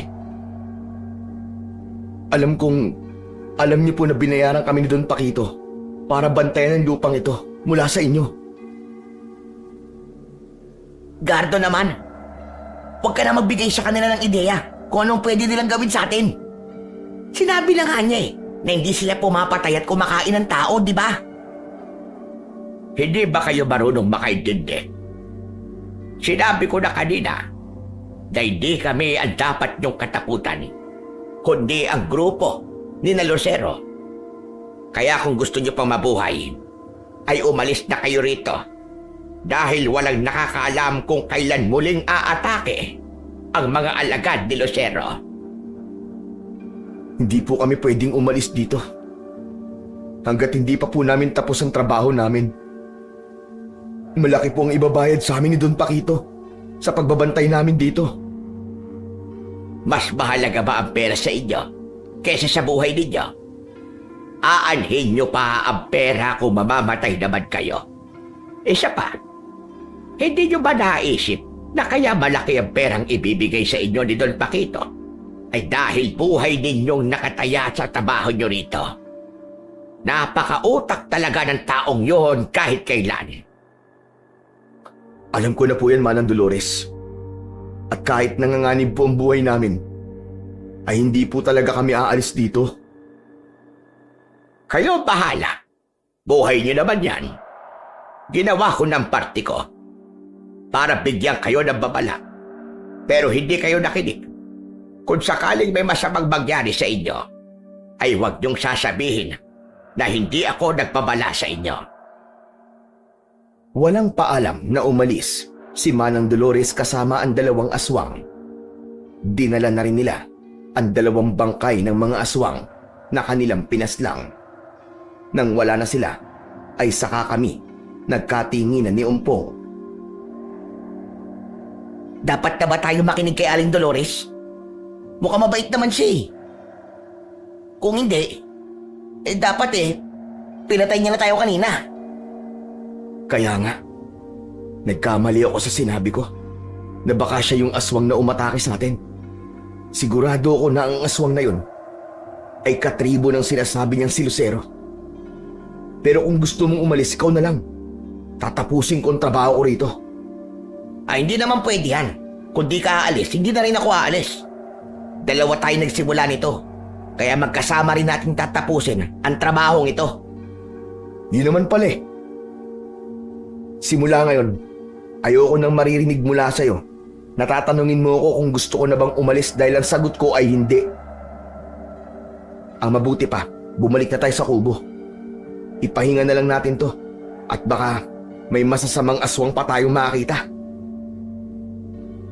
Bumalik na kami ni Umpong sa kubo. Naglagay ako ng asin sa gilid ng pintuan at bintana dahil naniniwala ako na may tataboy namin ng mga aswang sa papamagitan nun. Nang humiga na kami sa papag, ay hindi agad ako nakatulog. Aminado kasi ako na may takot akong nararamdaman. Lalo na't kumpirmado na namin na mga aswang nga ang dating nakatira sa lupain yon. Ibig sabihin lang ay nasa isang matinding panganib ang buhay namin ni Umpo. Pagsapit ng umaga ay nagising ako dahil sa malakas na pagyugyug ni Umpong sa balikat ko. Tinapik ko ang kamay niya at binalot ko ng kumot ang katawan ko dahil inaantok pa ako. Gardo! Gardo, gising! Bilisan mo! Ano ba? Inaantok pa ako eh. Madaling araw na kaya ako nakatulog. Bumangon ka na dyan. Nandito si Don Paquito. May mga kasama siya na magtatrabaho na magpuputol ng mga puno. Napabalikwas ako ng tayo nang marinig ko ang sinabi ni Umpong. Agad akong nagsuot ng t-shirt at lumabas ako ng kubo. Nakita ko si Don Paquito na nagmamando sa mga lalaki kung ano ang dapat gawin ng mga yon. Nakasunod sa akin si Ompong habang naglalakad ako palapit kay Don Paquito. Hinintay ko talaga ang araw ng pagdating niya dahil may mga bagay akong sasabihin sa kanya. Bago pa man namin malapitan si Don Paquito, ay lumingon na siya sa amin. Yardo, Ompong, kumusta kayong dalawa? Kumusta ang mauhusay kong mga gwardya? Alam mo na hindi kami okay, Don Paquito. Bakit hindi mo sinabi sa amin na mga aswang palang dating nakatira sa lupain to? Alam mo ba na ilang beses na silang bumalik dito at pinagtangka nilang buhay namin? Oo nga po, Don Paquito. Kaya palang laki ng sahod namin ay dahil babantayan namin ang lupa mo mula sa mga aswang. Sandali lang, kumalma kayong dalawa. Hindi ko ba nasabi sa inyo na mga aswang ang dating nakatira dito? Sa palagay ko ay nasabi ko yata. Tama ba? Wala kang sinabi, Don Paquito. Dahil kung sinabi mo kagad yun, ay hindi ko na sana tinanggap ang trabahon to. At hindi mo rin sinabi na kinamkam mo lang pala ang lupang to mula sa mga aswang na yon. Kinausap kami ni Aling Dolores. Siya ang pinuno ng isang tribo ng mga aswang na nakatira noon dito. Siyang nagsabi sa amin ng lahat-lahat. Sabihin na natin kinamkam ko nga ang lupang ito. Kung yun ang sinabi sa'yo ni Dolores. Pero wala naman kasing nagmamay-ari ng lupang ito. Nakatiwangwang lang. Kaya mas mabuti ng mapagkakitaan at mapakinabangan. Hindi magtatagal ay magkakaroon na rito ng napakagandang farm resort na tanging mayayamang tao lamang ang makaka-afford. Nakatiwangwang bantawag mo sa isang lupang may mga taong nakatira. Malamang kung di mo sila pinaalis dito, ay hindi sila magiging masama. Squatter sila sa lupang to. Kaya dapat lang sa kanila ang paalisin. At anong taon sila sabi mo? Sa bibig mo na rin ang galing na mga aswang sila. Teka nga, sandali lang. Huwag niyong sabihin na magre-resign na kayo. Kaya kung ano-anong sila sabi niyo ngayon. Hindi kami magre-resign kung sasahuran mo kami ng tama. Ano ba sila sabi mo? Hindi pa ba tama ang sasahurin niyo sa akin? Saan kayo makakakita ng trabaho na may ganong kalaking sweldo? Kulang pa ba yun? Kulang na kulang yun, Don Paquito. Buhay namin na nakataya sa trabahong to. Mga aswang ang maaari naming makaharap. Kaya magdedemand kami. Nadagdagan mo ang sahod namin. Dahil kung hindi, magre-resign talaga kami ni Umpong. Sige, walang problema. Mag-resign kayong dalawa. Pero kailangan mong bayaran ang in-advance mo sa akin. Ibabawas ko na lang kung ilang araw ka nagtrabaho sa akin. At ganun rin si Umpong. Hindi ba't 2 buwan ng sahod mo ang in-advance mo? Sa tingin niyo ba, ay hindi ako makakahanap ng ibang gwardyang pwedeng magbantay dito sa lupa ko? Umurong ang dila ko sa sinabi ni Don Paquito. Wala naman kasi talaga akong balak na mag-resign. Gusto ko lang takutin si Don Paquito at makuha namin ni Umpong ang sahod na nararapat para sa napakadelikadong trabaho namin. Ngumisi si Don Paquito. Tila alam niya na sa pagkakataong yun ay siya ang nanalo. O ano, Ganto? Sabihin mo nga sa akin, magre-resign ka pa ba? Hindi na. Wala naman kasi akong pambayad sa in-advance ko sa inyo eh. Sige, itutuloy namin ang pagtatrabaho rito. Pero gusto namin masiguro ang kaligtasan namin. Ano pa bang ikinakatakot mo? Marami na kayong makakasama ni Umpong simula ngayon. Dahil sa mga trabahador na magpuputol ng mga puno at mag-aayos dito. Kasama niyo na sila simula sa araw na to. Isa pa, kaya nga malaki ang sweldo nyo. Dahil sa mapanganib talaga ang trabaho ito. O ano, may sasabihin pa ba kayo? Kasi kung wala na, ay iiwan ko na kayo. Dahil kailangan ko nang umalis. Tanging iling na lang ang naisagot ko kay Don Paquito. Tumalikod na siya at sumakay sa kanyang kotse. Tumiim ang bagang ko habang sinusundan ang papalayong sasakyan ni Don Paquito. Anong ginawa mo, Gardo? Bakit mo sinabi kay Don Paquito na magre-resign tayo? Ano ka ba? Sinabi ko lang yun para taasan niya ang sahod natin. Akala ko naman kakagat siya. Pero mukhang alam niya na kailangan talaga natin ng pera. Akala ko talaga papayag na siya mag-resign tayo eh. Naalala ko na nag-advance nga pala ako sa kanya ng sahod ko para sa 2 buwan. Ako nga rin eh. 1 buwan naman ang sa akin. Pero hayaan mo na. At least sinubukan ko, di ba? Kesa hindi. Matapos yun, ay nag-almusal na kami ni Umpong at nagsimula na kami sa pagtatrabaho. Kahit umaga kasi, ay kailangan pa rin naming magbantay sa lupain ni Don Paquito. At nang dahil sa naging pag-uusap namin kanina, ay doon ko napagtanto na talagang matalinong tao si Don Paquito at hindi siya basta-basta nagpapalamang. Pagsapit ng gabi, ay magkasama kaming nagronda ni Umpong sa lupain ni Don Paquito. Nagtayo ng tent ang mga trabahador at doon sila natutulog. Kahit paano, ay nabawasan ang takot ko dahil marami na kami roon. Kung sakali kasing umatake ang mga aswang, ay marami kami na pwedeng makipaglaban. Walang nangyaring kakaiba at masama sa gabing yon. Kampante kaming bumalik ni Umpong sa kubo pagsapit ng 4:00 ng madaling araw. Nang dahil naman sa matinding pagod at antok, ay agad kami nakatulog. Bandang 7:00 ng umaga ay nagising ako dahil sa mga nagkakagulong mga trabador sa labas. Niyugyug ko si Umpong na napakahimbing ng tulog at humihilik pa. Ano ba, Gardo? Ang aga-aga pa eh. Mamaya mo na ako gisingin. Umpong, parang nagkakagulo yung mga trabador sa labas. Tignan natin kung ano nangyayari. Ikaw na lang, inaantok pa ako eh. Ay nako, bahala ka nga dyan. Lumabas ako ng kubo at nakita ko ang mga trabahador na nakapalibot sa isang tent.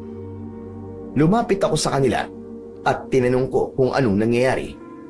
Sinabi ng isa na patay na ang 3 tao na nasa tent na yon. Nung una ay inisip kong nagbibiro lang sila. Nang hawiin ko ang mga trabador ay halos masuka ko sa nakita kong 3 bangkay ng lalaki. Halos maligo na sila sa dugo. May kagat sila sa leeg at butas ang dibdib nila. Wala na ang puso ng 3 trabahador. Hindi ko kinaya ang tagpong yon. Kaya agad akong naglakad pabalik sa kubo. Bago pa ako makarating sa kubo, ay sinalubong ako ni Umpong na nagtaka sa reaksyon ng mukha ko.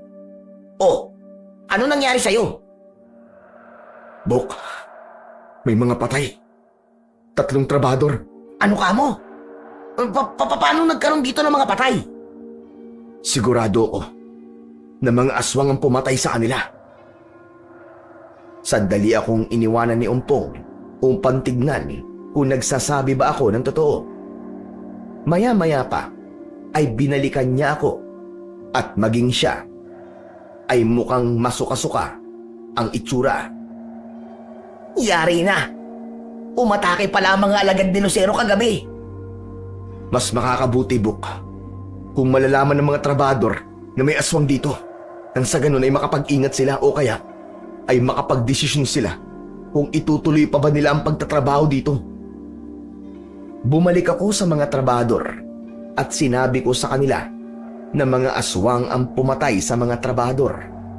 Ipinaalam ko na mga aswang ang dating nakatira sa lupang yon ni Don Paquito at galit ang mga aswang na yon dahil nawalan sila ng tirahan. Ngunit kahit isa ay walang naniwala sa akin. May iba pa nga na tinawanan pa ako. Nang sandaling yon ay biglang dumating si Don Paquito na sakay ng isang puting van. Pagkababa niya ay sinalubong ko siya kaagad. dinalhan ko pala kayo ng pagkain at iba pang gamit. Nakalimutan ko kasing magdala kahapon nung nagpunta ako rito. Hindi pagkain ang kailangan namin, kundi mga armas na panlaban sa mga aswang. Alam mo ba na 3 trabador mo ang pinatay ng mga aswang? Bakit may namatay sa mga trabador ko? Hindi ba? Kaya nga kayo nandito ni Umpo ay para magbantay. Bakit nyo hinayaang may mapatay ang mga aswang? Sa tingin mo ba ay mababantayan namin silang lahat gayong napakalaki ng lupain ito? Isa pa, sabihin mo sa kanila na may aswang dito. Ikaw ang magsabi sa kanila dahil baka paniwalaan kanila. Ayaw kasi nilang maniwala sa akin. Mas mabuti na alam nila kung anong meron sa lugar na to para makapag-ingat sila. Huwag mo kong inuutusan dahil ako nagpapasahod sa iyo. Walang kahit na sinong pwedeng magmando sa dapat mong gawin. Hayaan mo lang sila. Kaya nilang ipagtanggol ang mga sarili nila. Anong kaya? 3 trabador na nga namatay sa isang gabi lang. Manahimik ka na nga muna dyan, Gardo. Hayaan mong resolbahin ko ang problemang ito. Naaabala ang pagtatrabaho ng mga tao ko dahil sa aberyang ito. Tila napakaliit lang ng problema para kay Don Paquito na may 3 trabador ang pinatay ng aswang. Nang sandaling yon, ay alam ko na walang silbi kung pipilitin kong maniwala ang mga trabador na may aswang sa lugar na yon. Dahil nung sinabi yon sa kanila, ay walang naniwala sa akin. Tinignan lang ni Don Paquito ang 3 bangkay na para bang wala lang ang mga yon sa kanya. Inutusan niya ang ibang mga trabador na maghukay at ilibing ang mga bangkay. Nung una ay ayaw pa siyang sundin ng mga trabador, pero nang sabihin niya na magbibigay siya ng pera sa mga maglilibing sa mga bangkay, ay halos mag-unahan ang mga trabador sa paghukay. Lumayo sandali si Don Paquito para manigarilyo. Muli ko naman siyang nilapitan.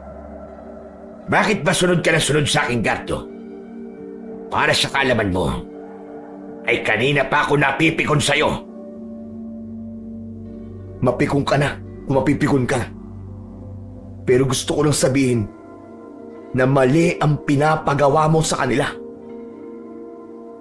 Bakit kailangan ilibing ang mga bangkay? Bakit hindi ka tumawag ng mga pulis?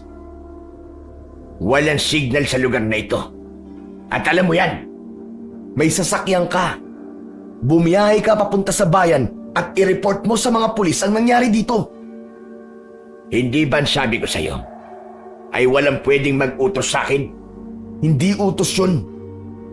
Sinasabi ko sa'yo kung ano ang tamang gawin. Tama ba na malalaman ng lahat na ginagawa ko pala ang resort ko ay meron nang namatay dito? Sa tingin mo ba ay may magpupunta pa rito sa resort ko kapag nalaman nila yun? Talagang negosyo pa rin ang iniisip mo. Hindi mo ba naisip na may pamilyang 3 namatay na yon? Paniguradong hahanapin sila ng mga yon. Kahit anong gawin mo, ay malalaman pa rin nila ang nangyari rito ngayon. Madaling patahimikin ang mga tao sa pamamagitan ng pera, yan ang tatandaan mo. Kaya kong gawin posible ang imposible dahil marami akong pera. Ngumisi si Don Paquito at lumayo sa akin. Naiwan akong nakatulala at hindi makapaniwala na nagtatrabaho ako para sa isang tao na walang pakialam sa kanyang kapwa. Wala siyang pakialam kahit may mapahamak o mamatay, basta mangyari lang ang gusto niya. Nang masiguro ni Don Paquito na nakalibing na ang 3 trabador, ay umalis na siya. Nagsimula ng magtrabaho ang mga naroon na para bang walang nangyari. Naisipan kong lumayo sandali dahil napakabigat ng dibdib ko. Lumabas ako sa lupain ni Don Paquito at naglakad-lakad hanggang sa nakita ko si Manang Dolores sa hindi kalayuan. Nilapitan ko siya at sinabi ko sa kanya na may 3 trabador ang pinatay ng mga aswang kagabi. Napakasama po talaga ni Don Paquito. Wala man lang siyang pakialam dun sa mga pinatay. Pinalibing lang po niya na para bang mga hayop. Ginamit niya ang pera niya para mapasunod ang iba pang trabador. Kung ganon, mukhang totoo nga ang impormasyon na nakarating sa akin. Ano pong impormasyon yan, Manang Dolores? May isang katribo si Lucero na espiya namin. Siya ang nagsasabi sa akin kung ano ang mga plano ni Lucero. Sinabi sa akin ng espiya na yon na nagkaroon ng kasunduan sina Lucero at Paquito. Magdadala si Paquito ng mga tao sa lugar na ito upang gawing alay sa tribo ni na Lucero. Ang ibig mo po bang sabihin ay kami ang mga alay na tinutukoy mo? Tama ka. Ikaw at ang lahat ng mga kasama mong nagtatrabaho ngayon sa lupang kinamkam ni Paquito. Hindi ko alam kung gaano karaming tao ang kailangang ialay ni Paquito kay Lucero. Pero ang magiging kapalit nun ay hahayaan ni Lucero na tuluyang mapunta kay Paquito ang lupang ito. Hindi na nila guguluhin si Paquito at kung sakaling gagambalain ng tribo namin si Paquito, ay papatay naman kami ng tribo na mga aswang ni Lucero. Napakasama talaga ng Paquito na yon. Demonyo siya. Ginawa niya kaming alay para sa mga aswang. Para tuluyan niya makamkam ang lupang hindi naman sa kanya. At nandito rin ako para bigyan ka ng babala. Mamayang gabi ay aatake si Lucero sa inyo. Uubusin nila kayong lahat at wala silang ititirang buhay. Kaya mas makabubuti na kausapin mo na ang mga kasama mo at umalis na kayo habang maaga pa. Hindi naman sila maniniwala sa akin eh. Sinabi ko na sa kanila na mga aswang ang pumatay doon sa mga trabador. Pero kahit isa ay walang naniwala. Si Umpong lang ang naniniwala sa akin. Dahil dalawa kaming nakakita sa mga aswang. Kung ganon, ay iligtas nyo na lang ang mga sarili ninyo. Kayo na lang ang umalis habang may oras pa. Hindi ko po pwedeng gawin yan, Manang Dolores. Hindi ko kayang pabayaan ang mga taong nandito. Kung kailangan ko po silang ipagtanggol mula sa tribo ni Lucero, ay gagawin ko. Kahit buhay ko pang maging kapalit. Hindi muna nagsalita si Manang Dolores. At mataman niya akong tinignan sa aking mga mata. Wala akong ideya kung ano ang tumatakbo sa isip niya ng sandaling yon. Makalipas ang ilang segundo, ay isang malalim na paghinga ang kanyang pinakawalan. May kung anong kinuha si Manang Dolores sa kanyang bulsa. Nang ibukas niya ang palad niya, may isang itim na bato ang naroon. Nararamdaman ko ang kabutihan ng iyong puso. Bihira ang kagaya mo na pinipili kung ano ang tama.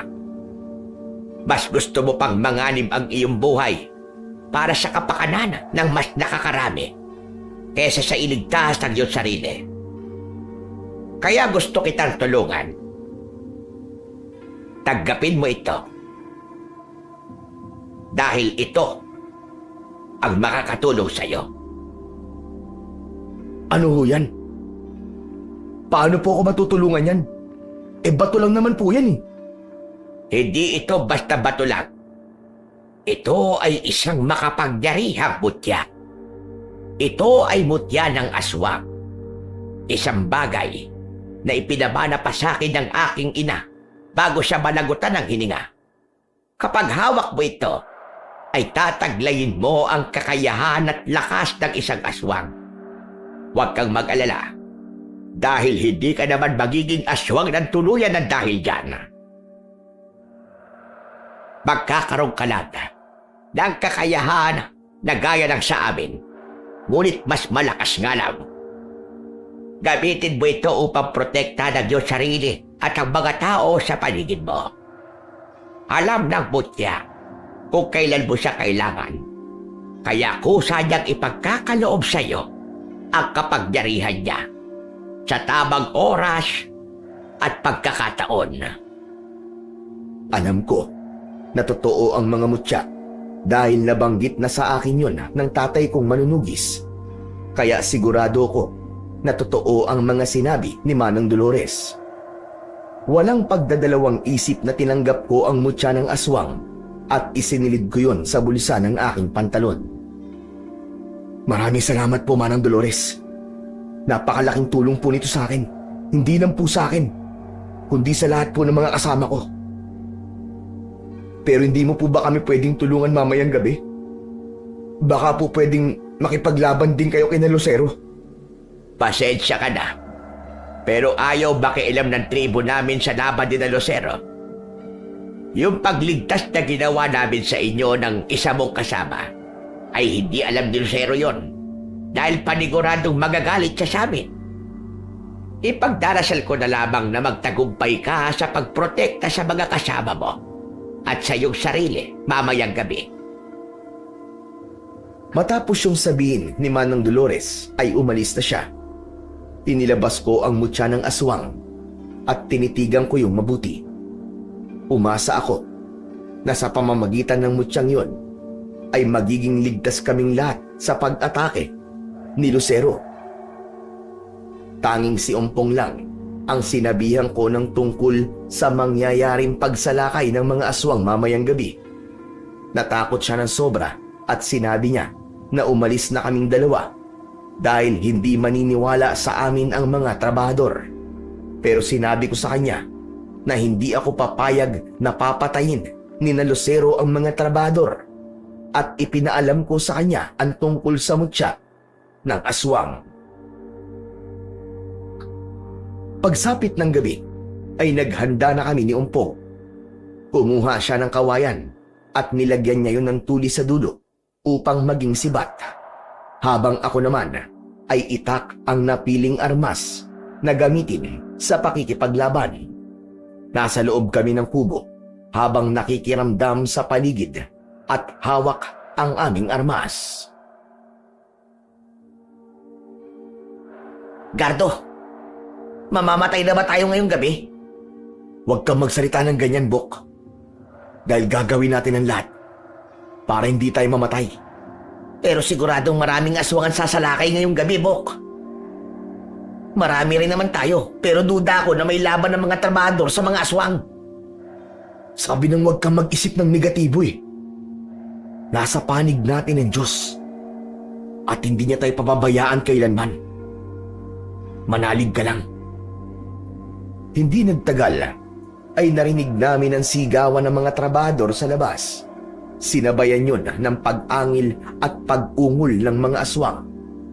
Nauna akong lumabas at sumalubong sa akin ang tagpong kahit sa panaginip ay hindi ko pinangarap na makita. Napakaraming aswang ang naroon at inaatake nila ang mga trabahador. Nang sandaling yon ay may kakaiba akong naramdaman sa aking katawan. Pakiramdam ko ay may kung anong pagbabagong nangyayari sa akin.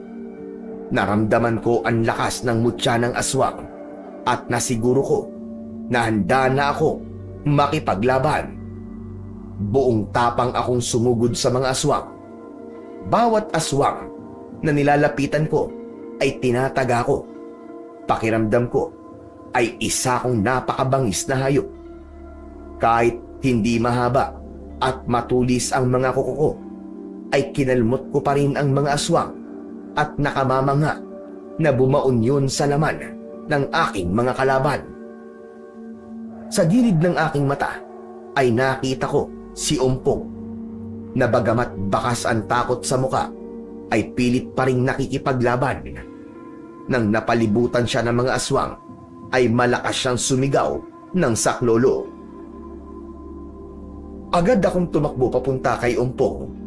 Maging ang pagkilos ko ay nag-iba at naging napakabilis ng aking paggalaw.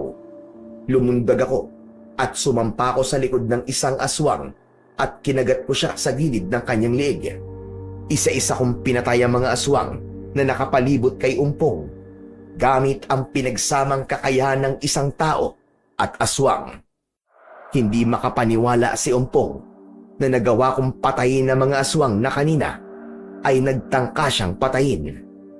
Anak ng... Ang astig mo, Boka! Paano mo nagawa yun?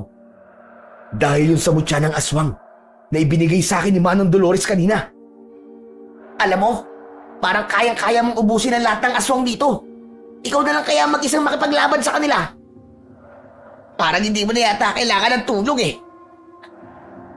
Magsasalita pa sana ako nang may naramdaman akong napakalakas na presensya sa aking likuran. Pagharap ko ay isang mas malaking aswang ang aking nakita. Bahagya akong napatras nang huminto siya ilang dipa ang layo sa amin ni Umpong. Sinasabi ko na nga ba?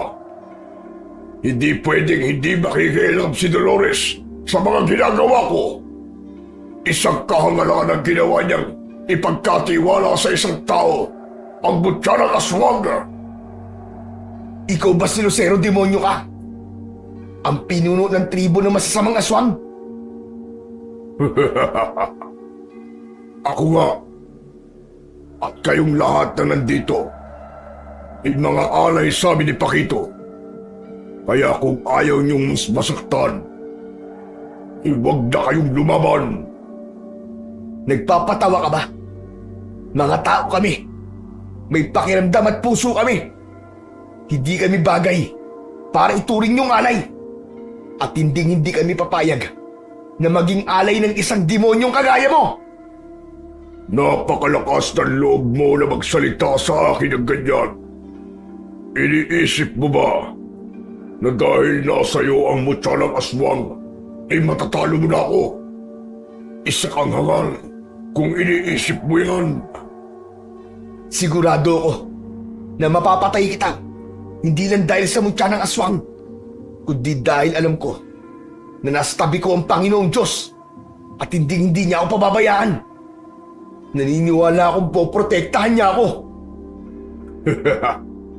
Tignan natin kung magagawa ka pang protektahan na pinapaniwalaan mong Panginoong Diyos.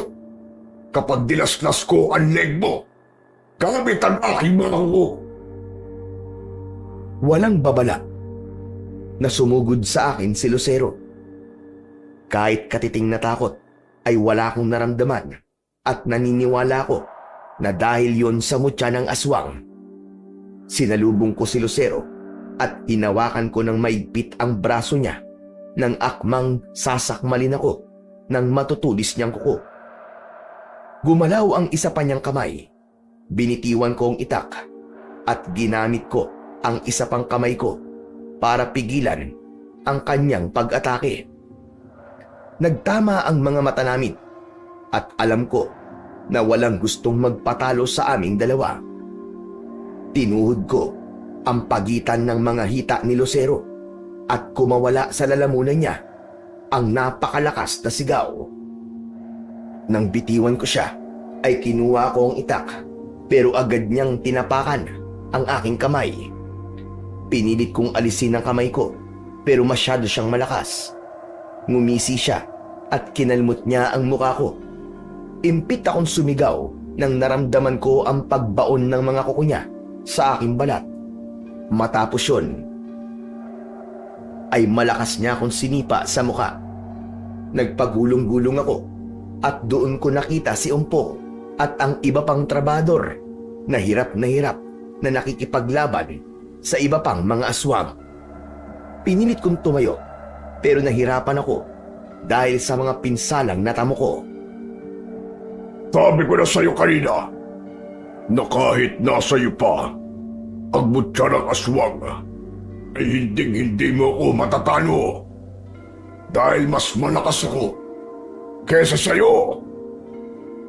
Laking gulat ko nang biglang lumitaw sa tabi ko si Manang Dolores na nasaan yung aswang. Magkakasabay na dumating ang mga katribo niya at tinulungan ng mga yon sina Umpong at ang mga trabador. Inalalayan ako ni Manang Dolores na makatayo. Dolores! Anong ginagawa mo nitong matanda ka? Nandito kami para tapusin ang kasamaan mo. Sawag-sawa na kaming matakot sa'yo, Lucero. Panahon na para purahin ang tribo mo. Galit na sumugod si Lucero sa amin ni Manang Dolores. Magkasabay naming sinalubong ni Manang Dolores si Lucero. Hinayaan ko na maglaban ang dalawang aswang na pinuno ng kani-kanilang mga tribo. Kinuha ko ang matalas na itak at habang abala si Lucero sa pakikipaglaban kay Manang Dolores, ay sinamantala ko yun. Mabilis akong lumapit sa likod ni Lucero at mula roon ay buong puwersa kong itinarak ang itak sa batok niya. Lumagpas ang dulo ng itak sa leeg ni Lucero. Nang hugutin ko yun, ay tuluyang nilaslas ni Manang Dolores ang leeg ni Lucero na naging dahilan ng kanyang kamatayan. Nang bumagsak sa lupa ang walang buhay na si Lucero, ay nakita yon ng mga alagad niya. Natakot sila nang nalaman nilang patay na ang kanilang pinuno. Sinubukan pang tumakas ng ilan sa mga katribo ni Lucero, pero pinatay din sila ng mga mabubuting mga aswang na nasa panig ni Manang Dolores. Hindi nagtagal ay napuno ng mga walang buhay na aswang ang lugar na yon na kinamkam ni Paquito. Humarap ako kay Manang Dolores matapos ang madugong pangyayari sa gabing yon. Ibinalik ko sa kanya ang mutya ng aswang dahil alam ko na hindi ko na yon kailangan. Nag-anyong tao na uli si Manang Dolores. Maraming salamat po dahil tinulungan niyo po kami, Manang Dolores. Habang buhay ko pong tatanawin na utang na loob to sa inyo. Napagtanto ko kasi na habang buhay pa si Lucero ay patuloy pa rin ang kasamaan ni Paquito. Kailangan kong mas maging matapang para mas marami ang buhay na mailigtas. At siguro naman ay aalis na kayo sa lugar na ito matapos ang lahat ng nangyari. Tama po kayo. Wala na pong dahilan para manatili pa kami rito. Pero paano po kayo? Paniguradong babalik pa rito si Paquito. Wala na si Lucero. At sigurado ko na wala sa mga katribo ko ang papanig sa kanya. Sigurado ko na maibabalik na sa amin ang lupaing ito. Salamat din sa iyo, Gardo. Salamat dahil pumanig ka pa rin sa kung ano ang tama.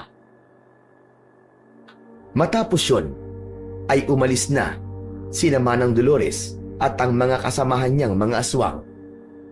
Naiwan kami roon at lahat kami ay nagpasalamat na nagawa naming makaligtas sa gabing yon. At nangyari yun dahil sa tulong ng mga nilalang na inaakala ng lahat na masama at dapat katakutan. Nang sumikat na ang araw, ay magkakasama kaming umalis ni Umpong at ng mga natitirang trabahador sa lupain ng mga aswang. Umasa ako na hindi naguguluhin pa ni Don Paquito sina Manang Dolores dahil patay na ang kaalyado niyang aswang na si Lucero. Simula rin noon ay hindi ko na nakita pa si Don Paquito, habang kami naman ni Umpong ay naging matalik na magkaibigan. Nakakatuwa lang na sa kabila ng hindi magandang nangyari ay nakahanap pa rin ako ng isang tunay na kaibigan. Makalipas ang ilang taon, nabalitaan namin na pinatay si Paquito at natagpuan ang bangkay niya sa talahiban. Kalunos-lunos ang sinapit niya at walang malinaw na dahilan o kung sino ang gumawa noon. Doon ko naunawaan na totoo talaga ang karma. Kung mabuti ang ginagawa mo, may mabuti din babalik sa'yo. Kung masama naman, ay ganun din ang kapalit. Sa ngayon, magkaibigan pa rin kami ni Umpong at may maliit kaming negosyo. Hindi man kami mayaman, ay nakakaangat naman kami kahit papano. At yun naman ang mahalaga. Hanggang dito na lamang po ang aking kwento. At sana po ay may natutunan kayo na magandang aral. Sa kwentong ating napakinggan ay pinapatunayan lamang ang mga lupaing minana natin mula sa ating mga ninuno sa kabundukan ay hindi lamang basta lupang maaaring ariin o pagkakitaan. Ito ay bahagi ng ating kasaysayan, kultura at buhay. Dito nananahan ang mga katutubong matagal nang nagbabantay at nag-aalaga sa kalikasan. Pinapanatili ang balanse ng kagubatan, mga ilog at kabundukan na nagsisilbing likas na panangga laban sa mga bagyo, pagguho ng lupa at pagbaha. Kaya't hindi nararapat na ito'y kamkamin ng sinumang nalulunod sa kasakiman na ginagamit ang kapangyarihan ng salipi upang manakot at mang-abuso sa mga tunay na tagapag-ingat ng kalikasan. Ang kalikasan ang ating unang depensa laban sa mga unos ng panahon at siyang sumisipsip sa tubig ng malalakas na ulan. Kung ito'y pababayaan at ipagkakanulo sa pansariling interes, darating ang araw na tayo rin ang magdurusa at magsisisi, sapagkat ang sinirang kalikasan ay babalik sa atin bilang kapahamakan. Maraming salamat po sa walang sawa niyo pong pagsuporta at pakinig sa aking mga YouTube channel na The Voice Addict at mga kwento ni Apong Isaac. Huwag niyo rin pong kalimutang mag-subscribe at i-hit ang notification bell para sa mas marami pang mga kwentong aswang at katatakutan mula sa mundo ng kababalaghan. Hanggang sa muli at pagpalain po.